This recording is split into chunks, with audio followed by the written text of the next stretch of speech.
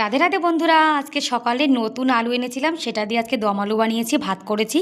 গোপাল সোনার জন্য আলাদা করে তুলে রেখে দিয়েছি। আর এদিকে আমার ছেলের জন্য এখন রুটি বানাচ্ছি, ওকে স্কুলে টিফিনে দেবো। কটা ভাত খেয়ে যাবে, স্কুলে রুটি নিয়ে যাবে।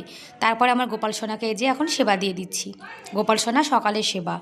গোপাল সোনাকে সেবা দিয়ে তারপরে এখন আমরা খেয়ে নেব মুসুরির ডাল, দম আলু।